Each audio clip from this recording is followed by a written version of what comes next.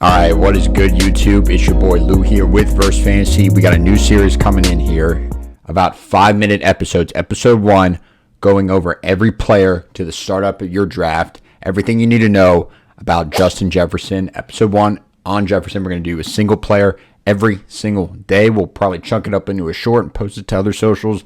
But this is just for, quick snippets without listening to 25-minute videos on the guy. But if you need to know quick things in 5 minutes or less about a certain guy as you're preparing your mock drafts this summer, or if you just want to show off to your friends that you know some random stats, it's what we're here for. So episode 1 started when Justin Jefferson. I think the reason I wanted to start with him, not that he's polarizing in any way, but he was the consensus 101 last year. He was one of the only guys who had a disappointing year that early, only based on injury. We had Tony Pollard, we had Stephon Diggs the second half of the year, super disappointing. Cooper Kupp, super disappointing, even though his was kind of injury related. Jefferson balled the fuck out, as he always does, when he was on the field. Didn't matter who the quarterback was. That's what we're going to get into. Justin Jefferson, let's look at the dynamics. 25.3 when the year starts, heading right into his prime. Dude's been in his prime since he's probably been in high school, but not going to slow down. So, and if anything, you want to play the injury game of he's a little bit more well-rested because he didn't take as many hits last season. You could tell yourself that. There's no proof either way, in my humble opinion. But in 2023, full PPR, he averaged 20.2 points. In the first 4 games, averaged 22 with Kirk and 18 without Kirk. So, he is quarterback proof. He is the most talented guy, in my opinion, in the league, utility-wise. Maybe McCaffrey, you could say he's not, but for fantasy purposes, raw talent, dynasty, he's still the guy at his age. I don't think the quarterback situation is going to be as bad as we think. J.J. McCarthy, who knows? But what he was dealing with last year after the whole Kirk Cousins Achilles injury. I know Jordan Addison's there, Hawkinson's there, even though he's banged up. Don't overthink it. It's going to be fine for Jefferson. His current ADP, you see it's 5.8. Let's run it up to 6.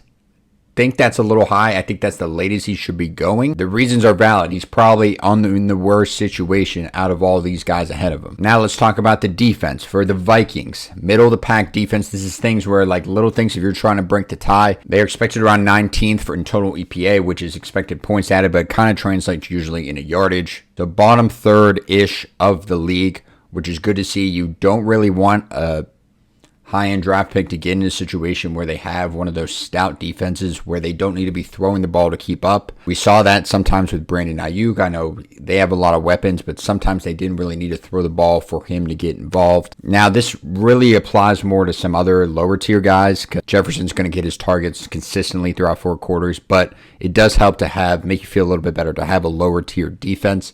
And let's look at the rest of the division.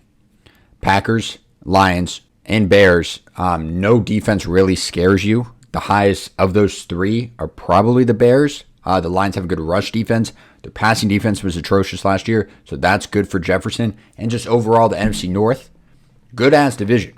Who would have thought? The Bears, as much as people think are Super Bowl contenders now, they'll be better, but the offense should be better.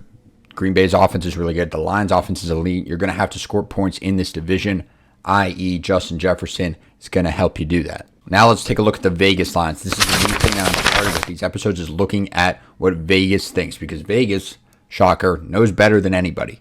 Their data, their models of what they're predicting for the whole entire season knows better than anyone. So, Jefferson, the only 2 guys he's behind is CeeDee Lamb and Tyreek Hill in total yards. He's at 1275.5, tied with Jamar Chase, and 7.5 receiving touchdowns. Now, there's no reception lines out yet, not even on the pick'em sites. So this is what we got to roll with as far as a non-PPR format for now.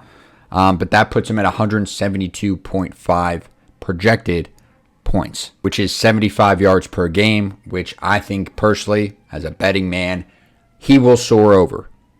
So this isn't just for fantasy-wise, drafting-wise. Just keep this in mind, especially week 1. The books seem to undervalue how big of a stud Justin Jefferson really is. So that's something to take advantage of. I like a lot of his overs, a lot more so than Jamar Chase's, Tyreek's, and CeeDee's.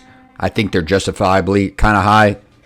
Jefferson's is a little bit lower. I have no reason to believe that he can't perform. He was third in non-PPR fantasy points last year for wide receivers, behind Tyreek and CD, and fifth in full PPR. Across all expert consensus rankings right now, the best that he is ranked according to Fantasy Pros premium site is 2, and the worst is 9th. I don't know who the hell's ranking him 9th, but maybe they shouldn't be an expert.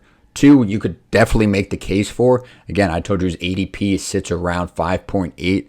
I personally would have him around 3 to 4. Commanded a 28% target share. Kevin O'Connell's still there. They're still in love with this guy. And if you want to play the sentimental card, he's never missed time really ever in his career besides last year. So he's not an injury-prone guy. I know injuries aren't predictable, but that's just good to hear that he's always like willing to get out there and tough through a lot of these injuries. And less hits on the body. Jay Jetta's more motivated to get out there and play since last year was kind of albeit definitely a disappointing season, looking at the totality of what he did. So all this, I'm buying into Jefferson more than his 5.8 ADP, especially betting on him throughout the whole year. Make sure you subscribe for the summer as we go through this kind of different series, trying to change it up a little bit of what you see on Fantasy YouTube. And check out Verse Fantasy, where you can actually play with real money betting markets throughout your fantasy football matchups. Once you sync your league up, you can also play in player prop spreads. Really, really cool stuff. Check out our socials there if you want more information. Till then, see you tomorrow.